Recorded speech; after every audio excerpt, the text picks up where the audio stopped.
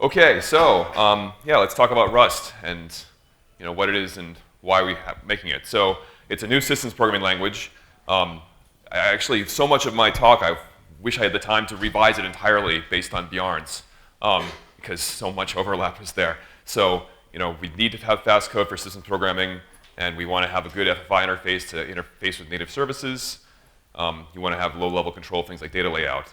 But also, we've got decades of PL knowledge to draw upon. So we want to mix in all these classic ideas, drawing from the best of breed stuff, stuff from C++ like RAII, but also things from the ML and Haskell and et cetera communities with generics and F-bended polymorphism, et cetera, pattern matching, all that great stuff.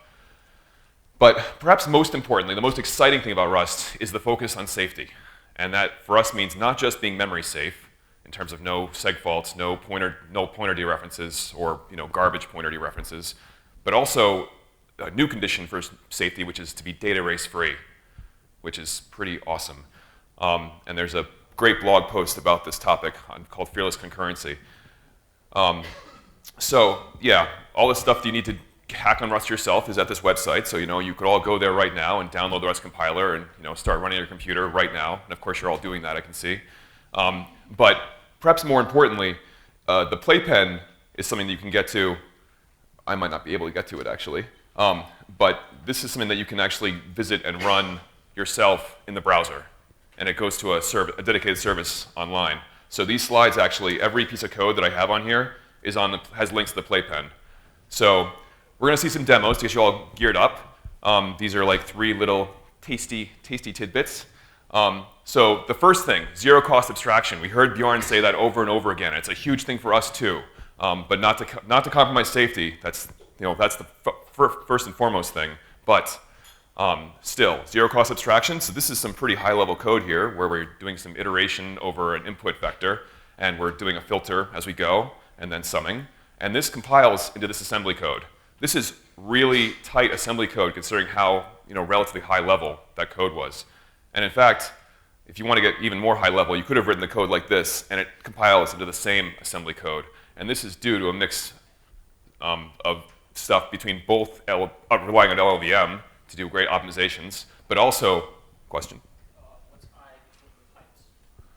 That's a closure. That's our syntax for closures, which we may or may not get to in this talk. We'll find out. But that's our syntax for, a lambda expression is the I within the bars.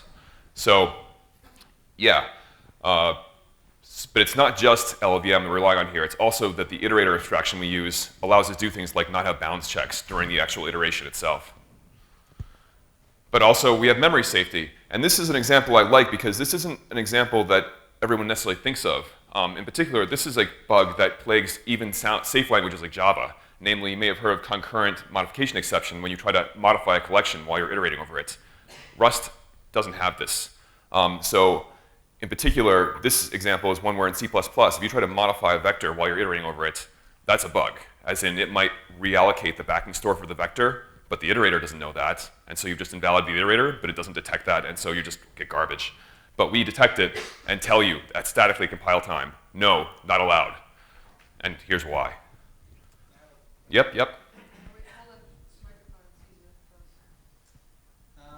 When you said you optimize the iterators, does the compiler know about the iterator to optimize it? No, that's something that's the iterator constructs a library, so there is some special code in there where the iterator is itself taking advantage. There's a tight coupling between the vector representation and the iterator that it yields when you ask for it. Great, thanks. Okay, and finally, the other point I wanted to make was about concurrency. I'm trying to get to a lot of slides here. Oh no. Oh, okay, that makes sense, actually. I tried to get to something that I couldn't get to. Oh no, this is very bad. How do I get back? Sorry, I'm using a hacked version of my Chrome for Mozilla, so it doesn't show up, for Firefox, so it doesn't show the URL bar, but unfortunately, it doesn't show the URL bar, ever. So we need a presentation mode. So anyway, this is an example of fork join concurrency. So this is really slick because we have some data that's owned by the local stack frame, namely or somebody. It's owned by somebody. It's not owned by the local stack frame. It's something we have borrowed. But the point is that we can split the input array into 4 chunks, hand them off to threads, and have them process those things concurrently, and then, but just passing off pointers. We're not making copies of the data, and then we like do our processing and get a result back. Of course, you wouldn't typically do this for something like Max. That's kind of stupid, but this is just illustrative. There is a caveat, which maybe we'll get to. We'll see. So, okay, but why Rust? Why, in particular, why is Mozilla doing this? And the simple answer is because it's the only way we see it to be competitive. We don't have enough of a workforce to, especially with a volunteer work base and so on, that we need to compete. But C and C++, it impedes our productivity too much. So, for fast experimentation with new ideas into the future of what web browsers can do, we want a different system for that. So, in particular, we have this thing called Servo. It's a separate project. It's a browser implementation research platform. It's written in Rust. This code's open source, et cetera. And so we're using that to do experiments like things like doing pinning in parallel, or doing parallel layout, or parallel CSS selection matching, various experimental things. So one more thing, a note about goals here, because you might think that we're all totally focused on static safety and whatnot, but in fact, Rust is more than happy to use dynamic checks to ensure soundness when appropriate. Because what is soundness anyway? It's not okay to have a segfault, in our opinion, but a clean shutdown of the system when you have some internal invariant broken, that's actually okay in our book. Bugs, if you can recover from a bug in some way and actually shut down the system cleanly, that's not the same kind of risk that a segfault represents. So we actually have forms for doing that kind of clean shutdown and then doing proper unwinding of the stack, much like what Bjorn was talking about today with using destructors and having exceptions and properly cleaning up after them. But we do static analysis where we can. So how are we going to get this? How do we get this done? What's the main pieces to this? Again, I wish that I'd redone this in terms of Bjorn's talk. So move semantics is a huge, huge part of our story. And it's basically something that's built in the language from the ground up. Because it gives us much just direct control and direct expression of what the resources are that you're representing in your program. And we have this notion of borrowing, which gives us back references. We'll be talking about that later. And then finally, we have lifetimes, which is our way of actually putting constraints on the references in the system. So you may have noticed during Bjorn's talk, somebody mentioned about how, this is after the timeout, that they were mentioning, wait a minute, you're giving back a reference there, and you have to ensure it that it doesn't outlive the thing it's referencing into. And he was like, yep, you do. But, okay, that was the programmer's job to ensure that there. In Rust, you can actually encode it, and it's statically checked. So this is a demo of move semantics. I'm not going to belabor it too much, but the main idea is that you have this vector you create, and then you actually can modify it, and then when you make a call, like this sum call over here, you actually are moving that resource to that other call site, and thus it can't access it after that point. And likewise, if you then take a vec as an argument and you don't move it somewhere else, then at the end of your scope, it's cleaned up, just like in C++'s model of resources. Okay, not everything is moved. It doesn't make sense to move an integer. You can just freely copy those. They don't represent the resources. So there's this notion of things that are like resources and thus can't be copied like that, and things that are not resources. And there's the interface called copy that we use to represent this. And then there's a selection of errors that I have illustrating here, but I don't want to take too much time on it. The point is that we catch you when you make mistakes trying to access things that moved. You can check out the slides yourself. The big problem here, of course, is that if you just had a language only with move semantics, it would be unusable. This is not a you can't just rely on move semantics because you need to reuse stuff from time to time.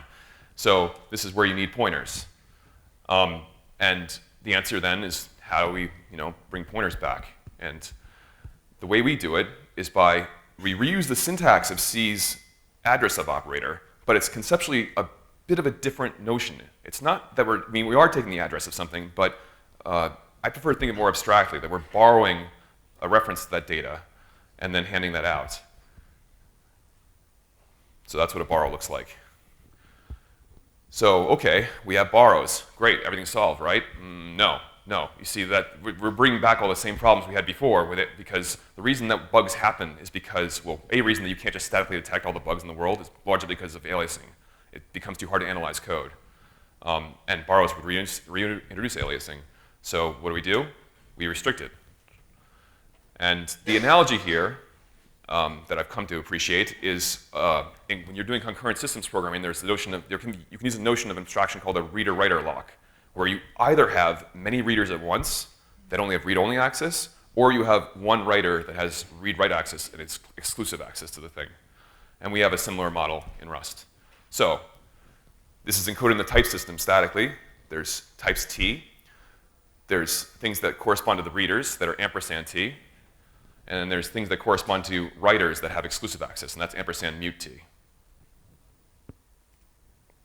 So here's some concrete examples of those types again.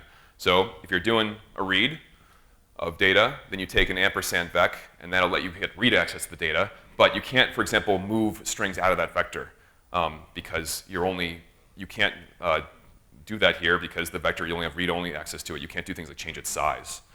You can only just take references into it. Or you could modify the vector. So here we can actually take an ampersand mute vec and then push things onto it. And finally, you can have something where you transfer ownership of the vector. And this actually consumes the vector by iterating over it. And this code is kind of funny. What it's doing is it says, oh, I take the vector, I do a for loop, but then if I see anything at all, I take the object, which now I've actually moved out. Compare this bottom example for the top one. The top one, I'm not allowed to move the first element of the vector out of it. But in the bottom, that's the only thing that's happening is moves of each element out of the vector because it's being consumed on that very first line. Okay, this is what calls look like. It should be pretty intuitive based on what I showed before in terms of there's ampersand v for taking a read-only borrow that's aliasable, ampersand mute v for the read-write one, and then no ampersand at all for when you're going to transfer directly. I don't know if I really want to talk too much about this. So the issue here is that I haven't gotten too many questions yet, and there are a lot of slides here. So I'd like to get some sort of input from the audience about where we should go. So,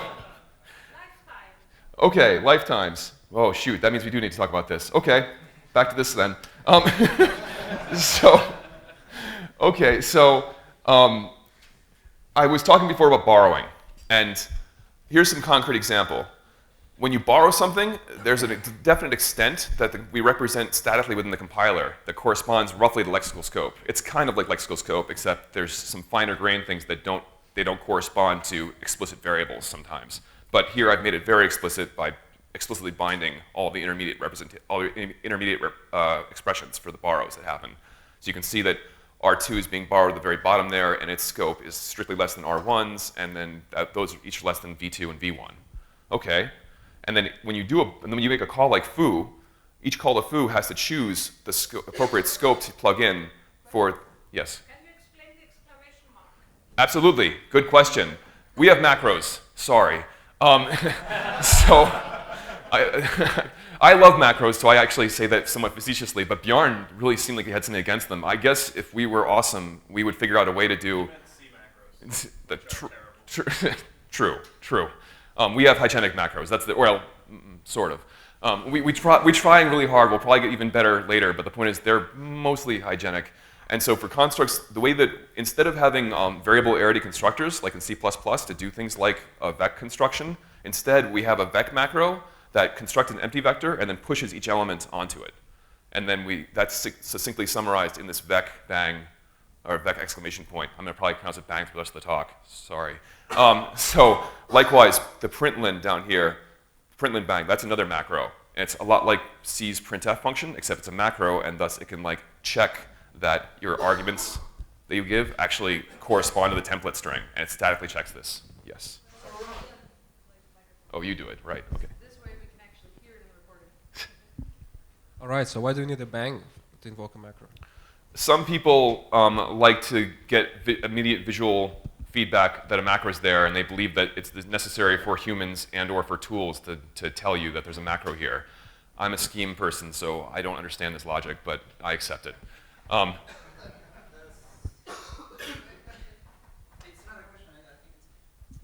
I think I think there's also the thing that the parser knows about macro, so it consumes like everything. So I think you that- have that separated. I'm not sure. I think I that's believe the I reason. believe that problem could be solved. Oh, I could be, maybe not. That's an interesting point. It depends on how you deal with name resolution. If you interleave name resolution and parsing, then you should be able to deal with that. But we don't currently do that. So that's actually a good point. I don't think we could do it with Rust as of today or yesterday. But I think that Rust in the future would be able to deal with that detail. Okay. Thanks. Yeah, okay, so that's great. The bangs are the macros. But like the other thing here that's new syntax is the input to the foo function here is not just taking a reference, but it has a reference with explicit lifetime on it, that lifetime tick A. So it says this is a reference that lives for at least as long as tick A, whatever tick A is. And what is tick A? The compiler has to figure that out. We don't currently have a way, well, we typically don't try to explicitly instantiate the tick A's here. Instead, that we let the compiler do it. So, okay, the main point here is that we have a borrow checking system that checks for errors here in terms of your use of these lifetimes. So here, v1 got moved by the consume call, and there's still this outstanding reference to r1, and if you attempt to then call foo with r1, the compiler checks this and catches you and says, no, you can't do that. And it gives you a precise error message saying, you can't move out of, who's to blame here? Is it the call to foo or is it the call to consume? There's not enough information to actually, pick one. So the compiler says, oh, you probably didn't mean to move v1 out here because you still are going to read from it potentially down here in this call to foo. But the point is, we tell you about both points, and so you can figure it out. Okay? Now, okay, this is clearly a case where this was, buggy program. The system we have is naive. We have to admit this. It's based on lexical scope, and so even if there is no call to read after the call to consume, I want you to compare these two slides. So I had a call to foo, and that was definitely wrong. But even if I get rid of the call to foo, the current compilation model, it still treats that as an error. It still says, oh, R1 lives this long, and therefore something's wrong. This is going to go away in the future. We are almost certain. As in, we'll be able to compile this code in the future. Could you explicitly unset a variable to avoid that? Not with our current model of scopes. No, because that would be equivalent, for example, to just moving R1 somewhere else, sort of. But our current model for how our scopes are represented doesn't handle that. But I think the answer here isn't to put it on the user. The answer is to make the compiler smarter. We can make the compiler smarter about how we represent these scopes, or regions as we sometimes call them. Okay? All right. So the main thing I want to get across here is that even though I said these are lexical scopes, they are actually non-trivial. The computation involved here and the analysis involved is not just a simple matter of doing a trivial analysis of lexical scope of variables. In particular, in this example, how long should the borrow that I have highlighted with the letter A there, how long should that last? If you read over this code, you can see that R1 is only used in the call to foo, and so it doesn't need to last very long at all. It can last just for as long as R1 does. It doesn't have the borrow, for that borrow of V1, where it says A, it doesn't need to live longer than that. So that could be a very short borrow. But compare these two slides. If I change down there, so it returns R1 and binds it up to R2, now that borrow needs to live much, much longer. It needs to actually live long enough to deal with the read of R2 as well at the bottom. So that basically means you're going to have the scope of the borrow be effectively as long as V1. So, not trivial. Wait, which scope are you talking about computing? So I'm talking about figuring it, so that there's that A there. That's what you're figuring. Yeah, we need to figure out how long that borrow lasts. Because in particular, imagine if we added a mutation of the vector V, where that comment is. On this piece of code, you could freely mutate V. If we had internet, I'd go and show you. But you can freely mutate V, and it's not a problem. The borrow can be very short. But in this version of the code, now I pass that borrow, and it gets bound to R2. R2 lives past where that comment is, and ends up being read. Yes, or I guess you. So are the scopes always nested? All the examples that you've shown, there's always nest. Always currently, they follow a tree structure. Yeah, there's a strict nesting. I don't think that may not be the case in the future.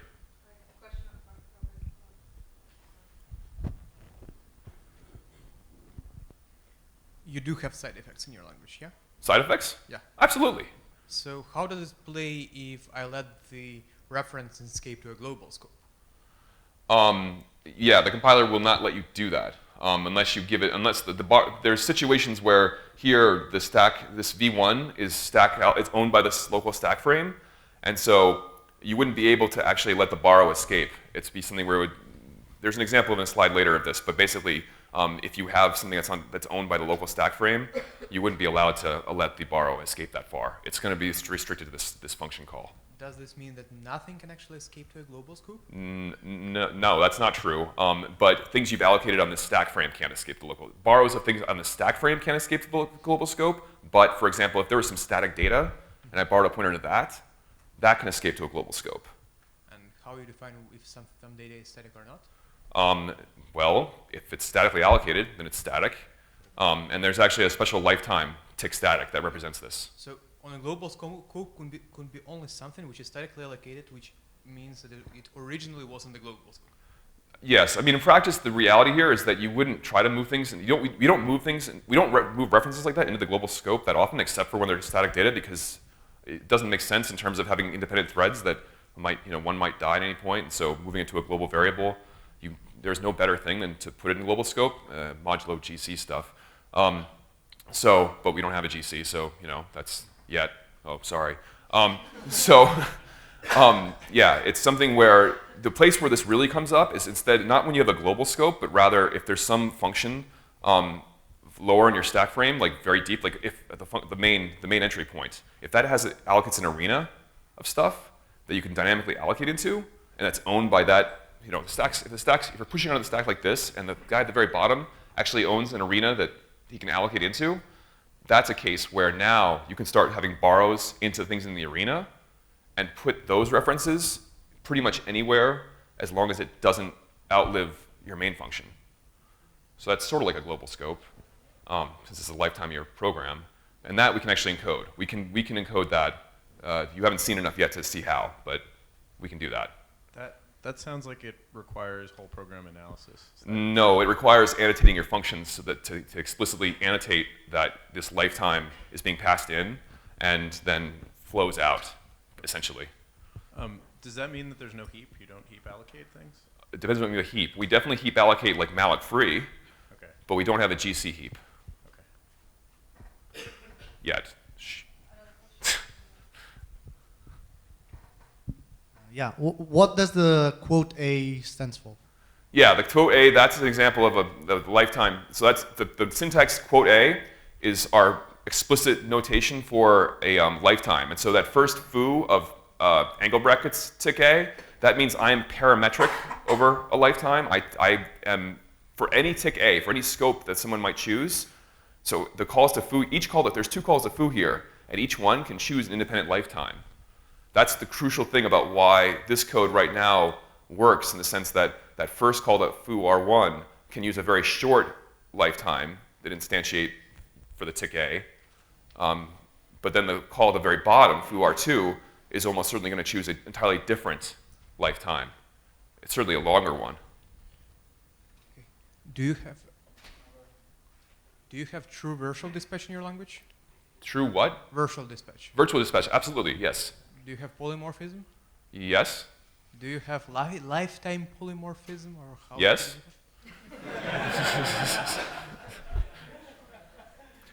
We don't have virtual dispatch over, so you can't have a method on a virtually dispatched method that itself is type parametric. We don't have that, but we do have lifetime parametricity even for virtual methods because they are erased at compile time. They don't have a runtime representation. They are solely for aiding the compiler and doing this analysis to determine that you've safely, all of your accesses are safe.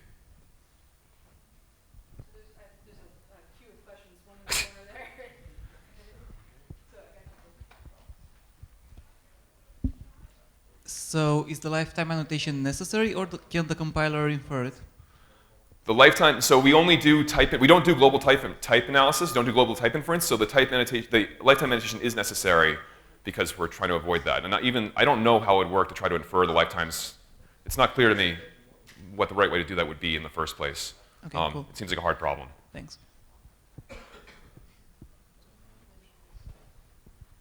So that was my question. But then I heard you have like Elision, but I don't know how. That Yes, that's another. works. That's we might get there. But, okay. Could you briefly explain that or how that works? Yeah, you know what? We might as well just move there. Sure, we'll go straight to Elision, and then we'll come back. So, Elision. Yeah, the basic idea here is that, these tick A's and tick B's are ugly. So, yeah, this was some example code where you're taking in lifetimes, and some of these examples are actually taking in multiple lifetimes because there's independent references that might have independent, their data they point to one might die before the other. And so, this is the very explicit form where you've actually made every lifetime for every reference explicit, but you can actually, the language we allow you to actually elide lifetimes, and basically the rule is if it's obvious what you meant, then you can elide it. And unfortunately I don't think I have an example right now of a case, there's also the case where you're returning a lifetime. So if you take this first function up here, this print1, if it returned a reference, even that could be elided, because if you only take in one reference, then it's clear that the only sane thing you could do if you return a reference is to use the same lifetime for that reference. That's not 100% true. There's another sane option, but this is the best choice.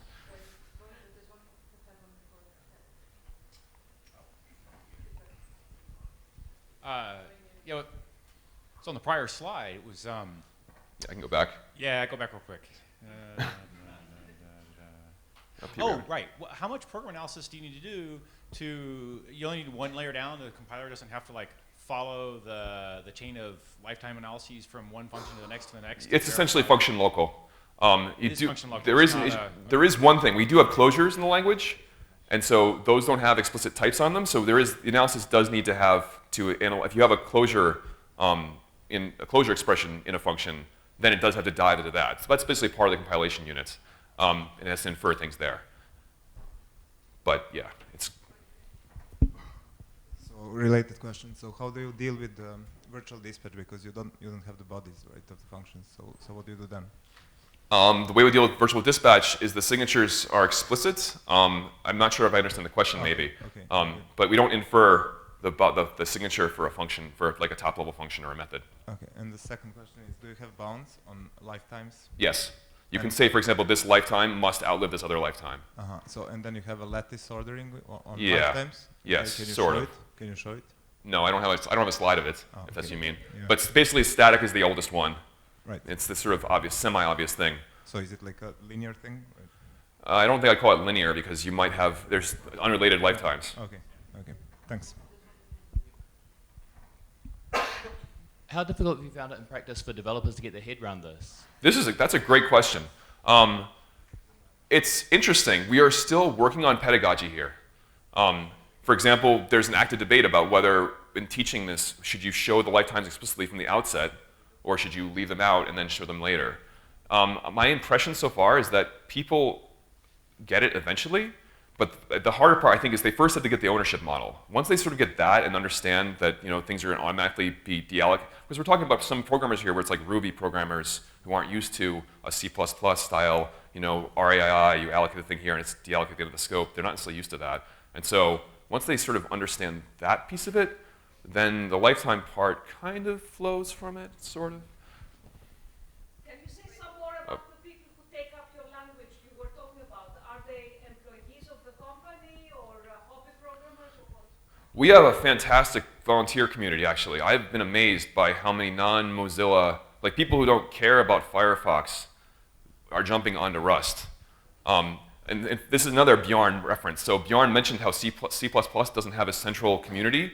We do. Like, we've got a great system in terms of having chat rooms and a really active user base and people actively contributing the compiler. The compiler is written in Rust, which means it's super awesome in terms of being able to hack in a compiler in this sound language, but it's still doing native code generation and whatnot.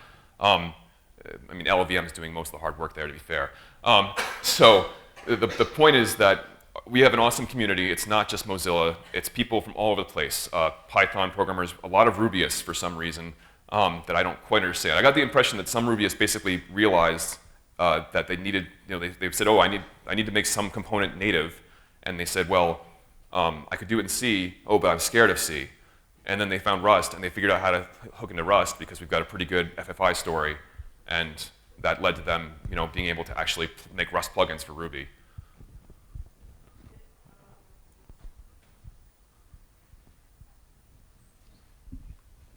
So speaking of the FFI story, could you say more words about it? About which? About FFI.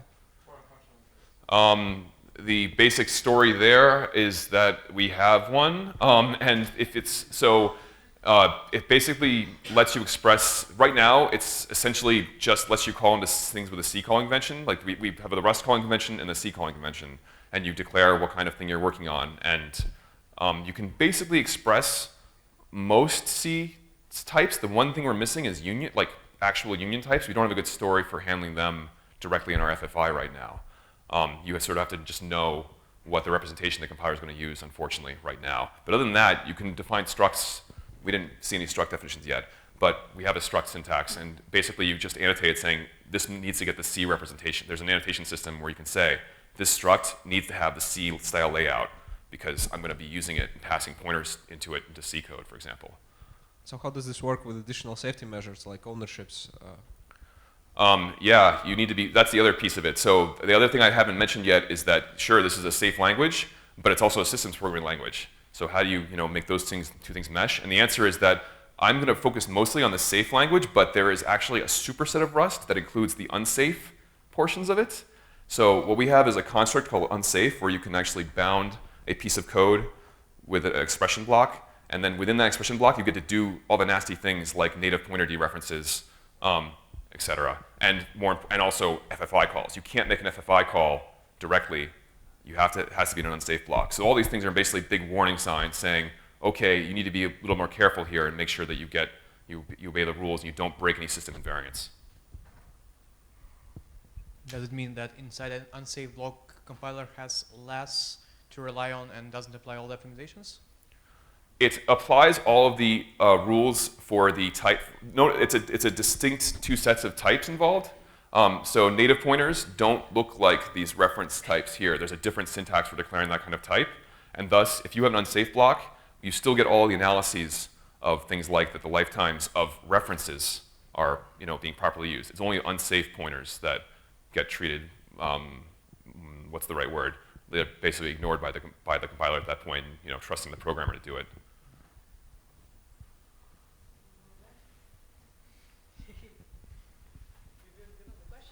So how many of these unsafe blocks did you need to build the Rust compiler? I don't have that statistic handy, but it'd be easy to grep for. I don't want to take the time to do the grep right now. Maybe you can come to me offline. The answer is there is certainly some, but there's less than there used to be. Like people used to do crazy hacks in the name of efficiency in the compiler, like things where they said, oh, we don't want to deal with reference counting on this data type, so we're going to just allocate it on the heap and just ignore the fact that it's shared and use a native pointer everywhere and just trust that we know how the allocation paths are. So that was something that we used to do, but eventually someone said this is unnecessary. Once this lifetime system, remember I was talking earlier about having a main function with an arena? Basically, someone realized, hey, we can take that arena and these types that we've been doing unsafe stuff with, we can start allocating to an arena that's basically has the same lifetime as the current compilation unit.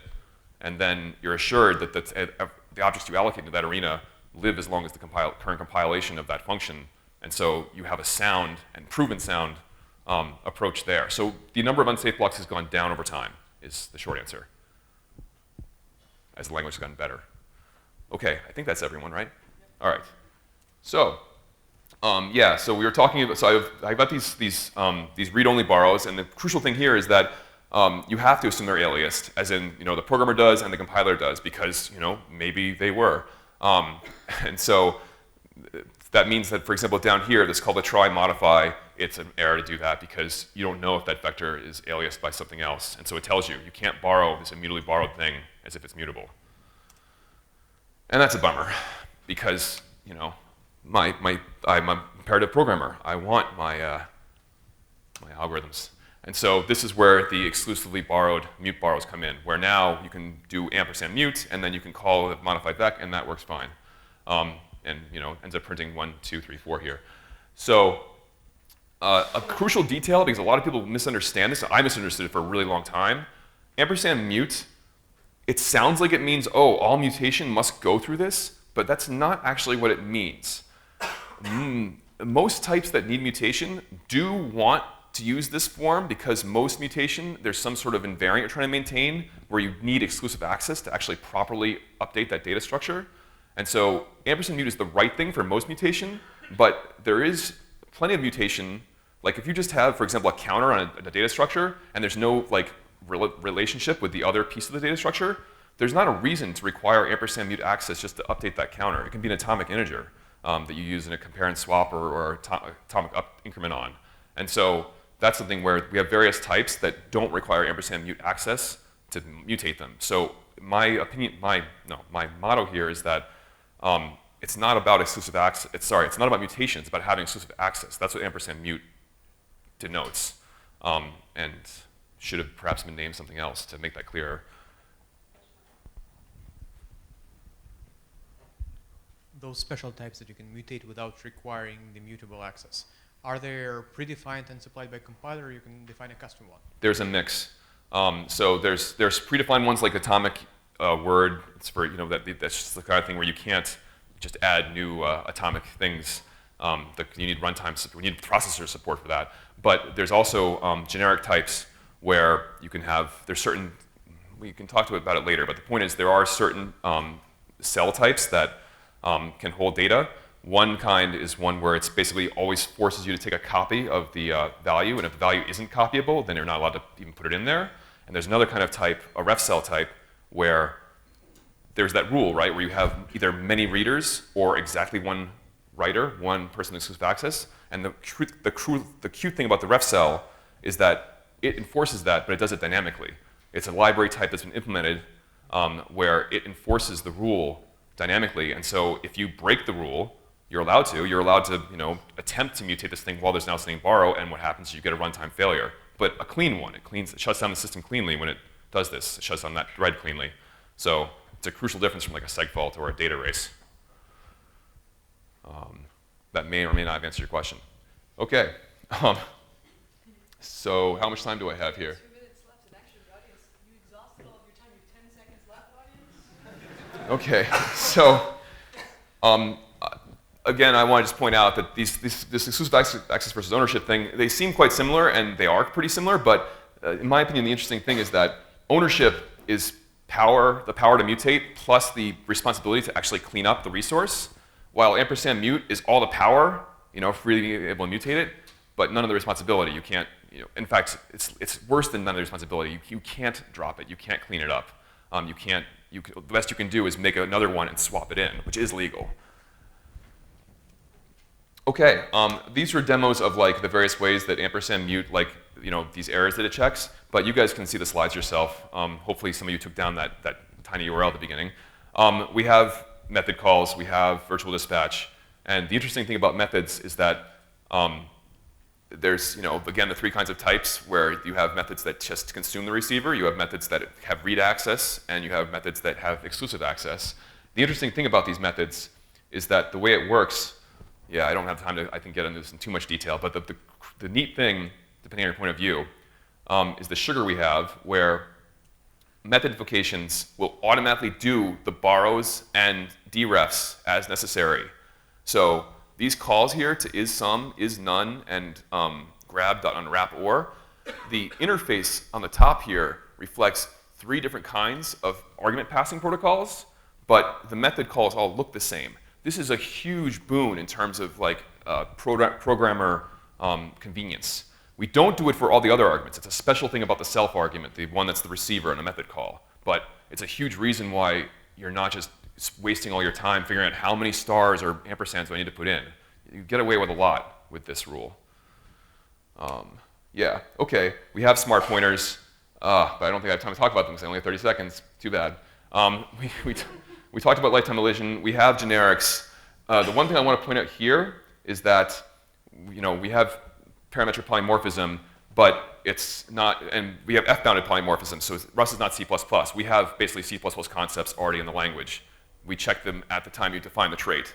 So here, this trait, or sorry, the time that you define the method, this method, you can't print this thing or this t because it doesn't have the right interface provided. Uh-oh, you don't have much time for your question. This better be. What's hash mark test? Yeah, we have unit testing built into the language. So you annotate an empty function, a function with no arguments as test, and that means that when you compile the compiler, the special mode, it generates a binary that then runs all your unit tests. This is just sort of software engineering awesomeness that just has come up over the years. So the thing I wanted to hopefully get to, I don't know if I actually have time or not. All right, so the thing I wanted to talk about, besides f-bounded polymorphism, is that we have these traits, right, which are like Java interfaces. You explicitly say what method something has, and then you use that as bounds on a type parameter. Okay, that's interesting, but it's sort of old hat. The interesting thing is that that kind of programming doesn't suffice in all cases. This is, in particular, if you have a mix of things on an array, where you have both a rect struct and a circle struct, you can't mix those things into a parametric array where all the types have to be the same. That doesn't work because they need to be the same type all the way through. It has to be uniform. So the crucial thing is you need object-oriented programming, right? You need to be able to actually have virtual dispatch. And the awesome insight that Rust has is it takes the same system that you use for trait bounds, or you use for these, for bounded polymorphism, and it just turns them into objects by saying, if you have the way we encode this is by saying if you have a reference to a trait, that basically means that you have a special fat pointer. You have a pointer to the actual data that the actual representation type, and you have a second word that's part of this fat pointer that points to the vtable. And this is a really cool way to get, it's not the same as a class hierarchy that you have. Instead, this is an arbitrary sort of graph structure where the traits can inherit from each other, and you're just passing things around, and the vtables are part of the pointer themselves. So this is really cool. Okay, but this crowd probably doesn't care as much about OOP as well, I don't know, actually. There's a lot of JavaScript people here. Right. I'm thinking curry on, so I'm thinking FP, but okay. Point is, we have closures as well. You don't need a reminder about what closures look like. This is the slide that somebody wanted way long ago. The bar syntax are syntax for closure expressions, and you can define closures. So yeah, that's nice. We're gonna skip this. We don't have time. We have RAI. We have destructors. It's just another trait. You implement this trait, and you get a destructor. Boom. There's a simple example, but also the more important thing is this is an example of how our reference this is a simplified version of our reference counting system. So it's just another piece of Rust code that it's a reference, our RC pointer is just something that implements drop to properly maintain the count. Oh, it's such a shame we don't have time. I guess come see me after, because this is a really awesome part, but we didn't get to chance to talk about it all.